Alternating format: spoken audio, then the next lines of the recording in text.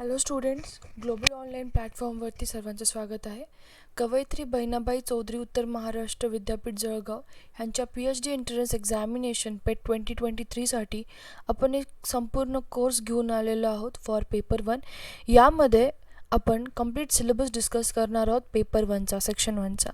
आजच्या lecture number 19मध्ये आपण logical रिझनिंगचा एक नवीन चॅप्टर स्टार्ट केलेला आहे, दॅट इज सिलोजिझम. सो ऑलरेडी याचा इंट्रोडक्टरी पार्ट आपण प्रिव्हियस लेक्चरमध्ये बघितला. याचा कंप्लीट आज क्वेश्चन्स आन्सर्स आपण डिस्कस करणार आहोत.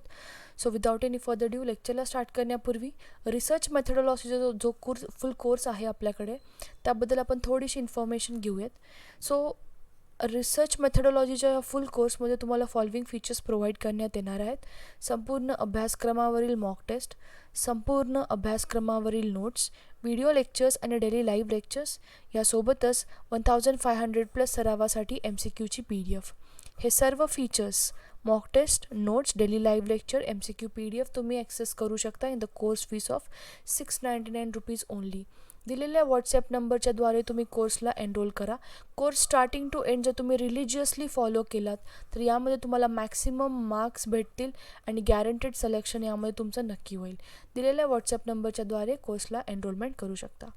आजच्या लेक्चरचा हा क्वेश्चन नंबर 1 आहे. काल आपण विधान काय असतात, कन्क्ल्युजन काय असतात, स्टेटमेंटच्या बेसिसवरती, विधानांच्या बेसिसवरती कशी डायग्राम काढायची ते शिकलो. आणि कन्क्ल्युजन आपण राईट आहेत का रॉंग आहेत हे वेन डायग्रामवरून कसं सांगतो हे पण काल थोडीशी आयडिया घेतली होती. तर आजच्या लेक्चरमध्ये आपण क्वेश्चन स्टार्ट करूयात. क्वेश्चन नंबर 1 आहे, some actors are singers and all the singers are dancers. आता या विधानांच्या बेसिसवर आपण डायग्राम काढू. यामध्ये काय बोललेलं आहे की काही ॲक्टर्स, समजा हे सगळे ॲक्टर्स आहेत. Okay, some actors are singers. हे काय आहेत? सिंगर्स आहेत. म्हणजे ॲक्टर्स आणि सिंगर्समध्ये काही कॉमन पोर्शन दिसतोय तुम्हाला. Some actors are singers. Okay, and all singers are dancers. जे सगळे सिंगर्स आहेत ते सगळे काय आहेत? डान्सर्स आहेत. म्हणजे सिंगर हा डान्सरच्या सर्कलमध्ये येणार आहे. ओके, सो आता सांगायचं कोणतं कन्क्ल्युजन राईट आहे का रॉंग आहे. आपण वेन डायग्राम तर काढली. पहिलं कन्क्ल्युजन बघा, सम ॲक्टर्स आर डान्सर्स. ॲक्टर्स आणि डान्सर्सच्या मध्ये कॉमन पोर्शन दिसतोय हा, कारण सिंगर्स आणि ॲक्टर्सच्या मध्ये कॉमन पोर्शन दिसतोय.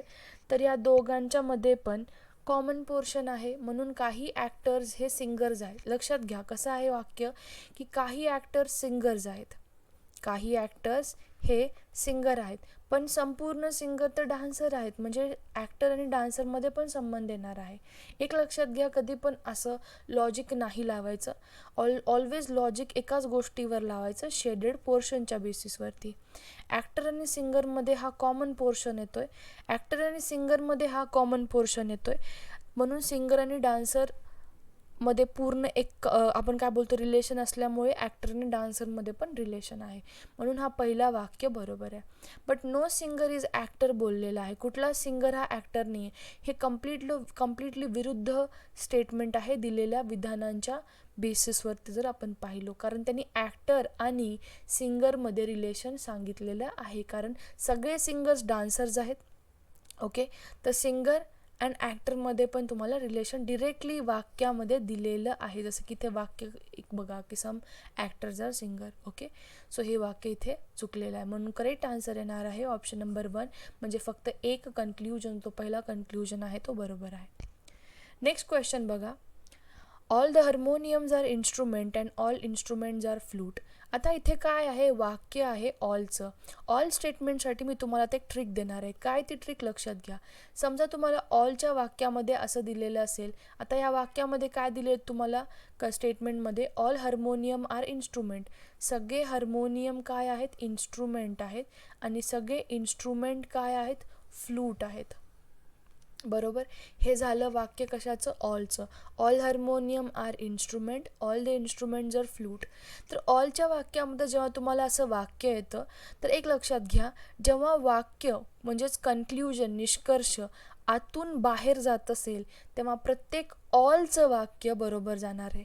म्हणजे काय, की सर्व हार्मोनियम फ्लूट आहेत, all harmonium are flute, all instrument are flute, किंवा ऑल हार्मोनियम आर इन्स्ट्रुमेंट, असे जर वाक्य असतील, हे तिन्ही वाक्य कशाचे आहेत? All all ऑलचे. प्लस यामध्ये आपण कुठून कुठे चाललोत? आपण हार्मोनियमपासनं फ्ल्यूटकडे चाललोत, आतून बाहेर चाललोत, राईट. सिमिलरली इन्स्ट्रुमेंट, सेकंड वाक्यात बघा, इन्स्ट्रुमेंटपासनं फ्ल्यूटकडे चाललोत, म्हणजे आतून बाहेर चाललोत. आणि तिसऱ्या वाक्यात परत ऑलचा स्टेटमेंट आहे, हार्मोनियमपासनं इन्स्ट्रुमेंटपर्यंत चाललोत, म्हणजे हार्मोनियमपासनं इन्स्ट्रुमेंट मधून बाहेर. जेव्हा आपण आतून बाहेर चाललोत, इनसाइड टू आउटसाइड चाललोत, always remember whenever we are moving from inside to outside, प्रत्येक ऑलचं वाक्य असो किंवा समचं वाक्य असो बरोबर जाणार आहे. म्हणजे काय? समजा ऑलच्या जागी इथे मी सम दिलं असतं, म्हणजे काही हार्मोनियम हे फ्लूट आहेत. ऑलच्या जागी मी इथं परत सम दिलं असतं, सम इन्स्ट्रुमेंट आर फ्लूट, आणि इथे ऑल हार्मोनियमच्या जागी मी दिलं असतं, ऑल हार्मोनियम आर इन्स्ट्रुमेंट. ऑलचं पण वाक्य बरोबर जाणार आहे आणि समचं पण वाक्य बरोबर जाणार आहे. एक्झॅक्टली ह्याच्या विरुद्ध काय जाणार आहे? समजा जर आपण बाहेरून आतमध्ये यायला लागलोत, म्हणजे काय?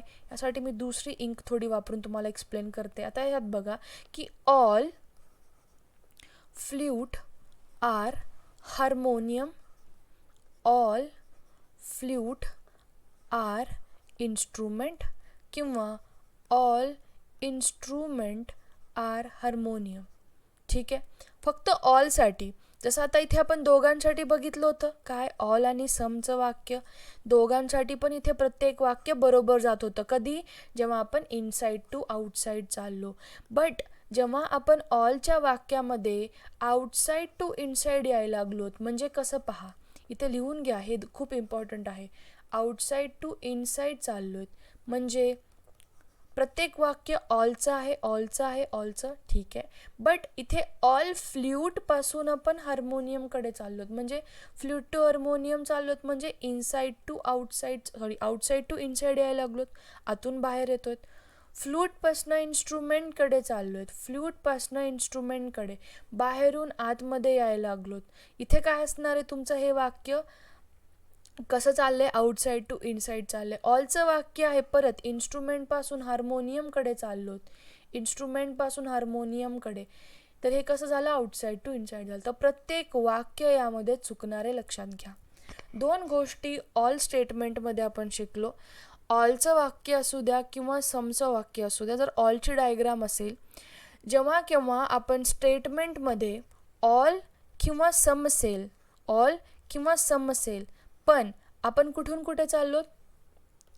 इनसाइड टू आउटसाइड चाललोत, तेव्हा प्रत्येक वाक्य आपलं यामध्ये काय असणार आहे? बरोबर येणार आहे.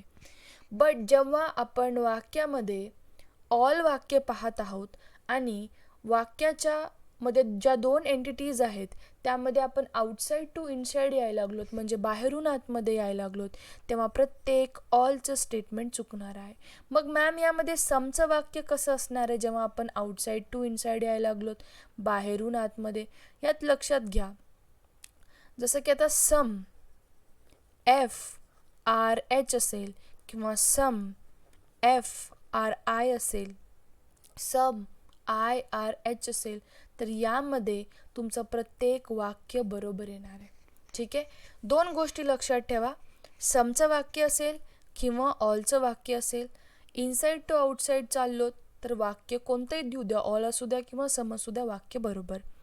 बट समचं वाक्य असेल, आउटसाइड टू इनसाइड चाललो तर वाक्य बरोबर येणार, पण ऑलच्या वाक्यामध्ये बाहेरून जेव्हा आतमध्ये चाललोत, आउटसाइड टू इनसाइड वाक्य चुकणार आहे. हेच लॉजिक आता आपण ह्या प्रश्नामध्ये लावणार आहोत. जसं की पहा, काय पाहिलं आपण? Statement all harmonium are instrument and all the instrument are flute. Okay, so conclusion number 1 बघा, all the flutes are instrument. आता यामध्ये कोणतं वाक्य आहे? ऑलचं वाक्य आहे. फ्ल्यूटपासनं इन्स्ट्रुमेंटकडे चाललोत, म्हणजे कुठून कुठे चाललोत? बाहेरून आतमध्ये यायला लागलोत. आपण काय शिकलो? ऑलच्या वाक्यामध्ये जेव्हा आपण बाहेरून आतमध्ये येतो तेव्हा प्रत्येक ऑलचं वाक्य चुकणार आहे. ठीक आहे, म्हणून फर्स्ट वाक्य इथे चुकलं. बट सेकंड वाक्य बघा, ऑल दी हार्मोनियम्स आर फ्लूट, पहिली इम्पॉर्टंट गोष्ट ऑलचं वाक्य आहे. हार्मोनियमपासनं फ्ल्यूटकडे यायला लागलोत. हार्मोनियमपासनं फ्ल्यूटकडे यायला लागलोत. यामध्ये तुमचं हे वाक्य काय असणार आहे? ऑलचं वाक्य बरोबर जाणार आहे. ठीक आहे. सो हे वाक्य काय झालं इथे? करेक्ट स्टेटमेंट झालं. ऑप्शन नंबर बी इथे करेक्ट आन्सर येणार आहे तुमचं. ठीक आहे. So that is second conclusion तुमचं इथे बरोबर आहे. क्वेश्चन नंबर 3 बघा. सम मँगोज आर येल्लो, सम टिक्झोज आर मँगोज. आता समच्या स्टेटमेंटसाठी पण तुम्हाला मी ट्रिक एक्सप्लेन करणार आहे. काय आहे ती ट्रिक? समजा आधी हे क्वेश्चन एक्सप्लेन करण्याच्या पूर्वी 2 वाक्य देते तुम्हाला मी. Some A are B, some B are C. वाक्य काय? Some A are B, some B are C. पहा, some A are B, समचे diagram आपण काल शिकलो. काही ए हे बी आहेत आणि काही बी हे काय आहेत? सी आहेत. यामध्ये हे कॉमन पोर्शन झालं, बरोबर. हा झाला तो कॉमन पोर्शन. ओके. एक लक्षात घ्या, समच्या केसमध्ये, समच्या कंडिशनमध्ये जर वाक्य तुम्हाला समचं विचारलं असेल, निष्कर्ष समचं विचारलं असेल, कन्क्ल्युजन समचं विचारलं असेल, सर्कल एकमेकाला लागून असेल तर दोघांमध्ये नातं येतं, रिलेशन येतं, पॉझिटिव्ह रिलेशन एक्झिस्ट करतं. तेव्हा सर्कल एकमेकाला लागून असेल तर समच्या केसमध्ये आपलं वाक्य बरोबर येणार आहे. समच्या केसमध्ये जर सर्कल एकमेकाला लागून नसेल तर वाक्य चुकणार आहे. म्हणजे आता हे तुम्हाला मी 2 काय दिले होते? स्टेटमेंट दिले होते, विधान दिले होते. आता मी तुम्हाला 2 कन्क्ल्युजन देतो, तुम्ही सांगा वेदर राईट आहेत का रॉंग आहेत. Some A are C, some B are C. आता यामध्ये पहा, अजून एक वाक्य घ्या. सम ए आर बी. 3 वाक्य आहेत. यामध्ये तिन्ही वाक्य कशाचे आहेत? समचे. पहिली इम्पॉर्टंट गोष्ट काय की तिन्ही वाक्य समचे आहेत. समचे वाक्य असणं गरजेचं आहे या ट्रिकसाठी. हे लिहून घ्या. सम ए आर सी बोललेला आहे. ए आणि सीचं सर्कल एकमेकाला लागून आहे का? नाही. पहिली इम्पॉर्टंट गोष्ट तर काय? समचं वाक्य आहे. ए आणि सीचं सर्कल एकमेकाला लागून आहे का? नाही. सरळ सरळ वाक्य चुकणार आहे. सिमिलरली पहा, आता हे पण दुसरं वाक्य पण काय? दुसरं कन्क्ल्युजन पण काय? यामध्ये समचंच आहे. यामध्ये एंटिटी कोणत्या आहेत? बी आणि सीच्या. समचं वाक्य आहे, बी आणि सीचं सर्कल एकमेकाला लागून आहे, म्हणून हे वाक्य बरोबर जाणार. ठीक आहे. तिसरं कन्क्ल्युजन बघा. वाक्य समचंच आहे परत, पण कन्क्ल्युजन जो तुम्हाला विचारलाय तो ए आणि बी मध्ये विचारलाय. ए आणि बी मध्ये. मग ए आणि बीचं सर्कल एकमेकाला लागून आहे का? हो. म्हणून हे पण वाक्य बरोबर जाणार. ऑलवेज रिमेंबर, समची डायग्राम येत असेल, सम कंडिशनची म्हणजेच काहीची डायग्राम येत असेल काही स्टेटमेंटवर, तर मग काहीचे जेव्हा वाक्य येतात तुम्हाला त्यामध्ये कन्क्ल्युजन पण, निष्कर्ष पण जर काहीचे विचारले असतील तर सर्कल एकमेकाला लागून असेल तर नातं एक्झिस्ट करतं, नाहीतर नातं एक्झिस्ट करत नाही. ठीक आहे.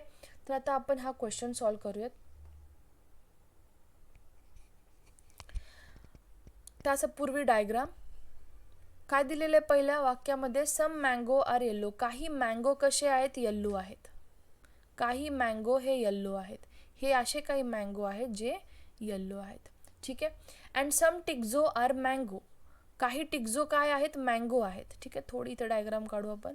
सम mango are yellow and some टिक्झो आर मँगो. काही टिक्झो काय आहेत? मँगो आहेत. हे काही टिक्झो आहे जे मँगो आहेत, हे काही मँगो आहेत जे येल्लो आहेत. ठीक आहे. आता कन्क्ल्युजन पहा. पहिलं कन्क्ल्युजन, सम मँगो आर ग्रीन. आता यात पहा, मँगो आणि ग्रीन विचारले. दिलेल्या वाक्यामध्ये कुठे ग्रीन हा स्टेटमेंट आलाय का? ग्रीन हा शब्द आलाय का? हिरवा हा शब्द आलाय का? नाही. असतील मँगो ग्रीन. रिअल लाईफमध्ये ग्रीन कलरचे मँगोज तुम्हाला कैऱ्या माहीतही असतील, बट हे वाक्य इथे चुकणार आहे का? कारण डेटामध्ये जो तुम्हाला डेटा प्रोव्हाइड केलेला आहे त्या डेटामध्ये, विधानामध्ये ग्रीन हा शब्द कुठेच मेन्शन नाही आहे, म्हणून सरळ सरळ वाक्य चुकवायचा. ठीक आहे. असेल पण रिअल लाईफमध्ये ती गोष्ट एक्झिस्ट पण करत असली तरी पण जर डेटामध्ये ते प्रोव्हाइडेड नसेल विधानाच्या, तर सरळ सरळ वाक्य चुकलं. नेक्स्ट वाक्य बघा, टिक्झो इज येल्लो. आता पहा, टिक्झो आणि येल्लोमध्ये नातं विचारलंय. मला सांगा टिक्झो आणि येल्लोचा सर्कल एकमेकाला लागून आहे का नाही, म्हणून हे पण वाक्य चुकणार आहे. ठीक आहे, म्हणून इथे दोन्ही पण वाक्य चुकलेत. पहिला वाक्य कशामुळे चुकला, ग्रीन हा शब्द डेटामध्ये नाहीच आहे म्हणून हा वाक्य चुकला. आणि दुसरं, टिक्झो आणि येल्लो हे दोन्ही सर्कल एकमेकाला लागून नाही आहे म्हणून हा पण वाक्य इथे चुकलाय. म्हणून इथे दोन्हीही कन्क्ल्युजन, निष्कर्ष आपले चुकलेले आहेत. करेक्ट आन्सर काय येणार आहे, neither one or two follows, म्हणजे कोणताही यामध्ये फॉलो करणार नाही. Correct answer option number D असणार आहे. ठीक आहे, आजच्या लेक्चर पुरतं एवढंच. आपण यामध्ये 3 प्रकारचे आपण काय बोलू शकतो टाईप ऑफ क्वेश्चन्स पाहिलेले आहेत. ऑल स्टेटमेंटची आपण पूर्ण एक आयडिया घेतलेली आहे की ऑल स्टेटमेंटमध्ये आपल्याला कशा टाईपचे क्वेश्चन येऊ शकतात आणि काय ट्रिक वापरायचे outside to inside, inside to आउटसाईडसाठी, ऑल स्टेटमेंट आणि सम स्टेटमेंटसाठी. मग आपण पाहिलं की समच्या डायग्रामच्या केसमध्ये जर समचे वाक्य विचारले तुम्हाला कन्क्ल्युजनमध्ये, सर्कल एकमेकाला लागून असेल तर वाक्य बरोबर, नाहीतर चुकलं. ठीक आहे, हे छोटे छोटे ट्रिक्स प्लीज लिहून घेत चला. जर नाही समजलं तर व्हिडिओ परत एकदा पहा आणि स्लो स्पीडवरती पहा. कधी कधी फर्स्ट गोमध्ये आपल्याला नाही समजत. ठीक आहे, सेकंड गोमध्ये एकदा समजून जाईल. जर स्टील नाही समजलं then I am there, you can ask me in the comment section किंवा व्हॉट्सअप ग्रुपवर तुम्ही टेक्स्ट करून मला क्वेश्चन्स विचारू शकता. So this was end of today's lecture, ज्यामध्ये आपण सिलोजिझमचे काही टाईप्स ऑफ क्वेश्चन एक्सप्लेन केलेले आहेत. बाकीचे रेस्ट पेंडिंग क्वेश्चन्स उद्याच्या लेक्चरमध्ये आपण सॉल्व्ह करून घेऊयात. And this will be the end of the syllogism. Research मेथोडॉलॉजीचा फुल कोर्स नक्की ॲक्सेस करा, कारण कमी टाईममध्ये मॅक्सिमम स्कोअर करण्यासाठी एक चांगली संधी आहे आणि ह्याची फीस खूप कमी आहे. नेग्लिजिबल अमाऊंट ऑफ फीस असणार आहे ह्याची, 699 रुपीज ओनली. यामध्ये तुमचं नक्की maximum marks plus guaranteed selection होईल जर तुम्ही course starting to end properly follow केला तर. Thank you for watching the video. Have a great day everyone. Bye.